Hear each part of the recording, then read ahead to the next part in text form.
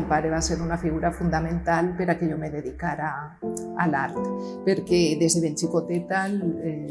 veia en casa, en el seu espai, en les pintures, i jo crec que, a banda de que a lo millor per herència me toca a mi un poquet el tema de l'art, el veure-la d'ell treballar va ser fundamental.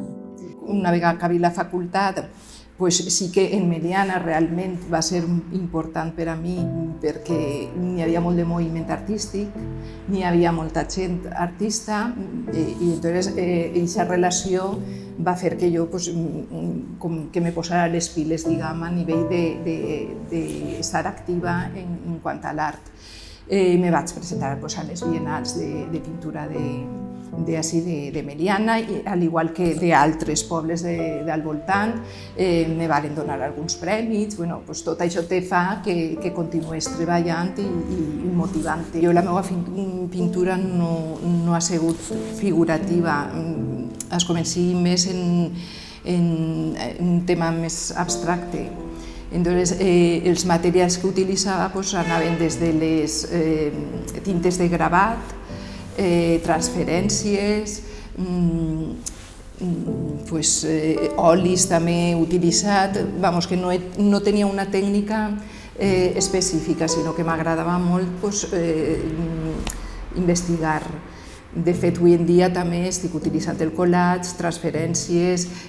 treballo més sobre paper que sobre llenç o sobre fusta, que era com treballava jo més que sobre llenç. Estic treballant d'una altra manera, però contacte en tema artístic jo crec que no l'he deixat en ningú moment. Jo,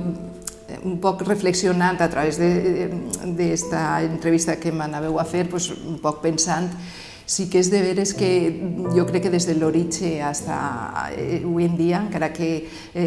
la manera de fer o les tècniques que han variat, sí que n'hi ha com una temàtica un poc comú a tot la meva trajectòria, i és un poc la representació de l'ésser humà dins d'aquest món,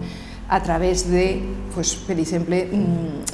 representacions de recipients tancats o oberts, com pugui ser una àmfora en un moment del meu treball, o puguen ser una casa en aquests moments. El tema de les cases tancades o obertes me pareix prou suggerent com a temàtica d'aquest símil del ser humà dins del món, i que vaig a continuar treballant sempre en el tema de l'art, perquè per a mi és vital. És una cosa que jo penso que també la duc dins i que no concebisc dedicar-me a una altra cosa que no siga algo relacionat en l'art.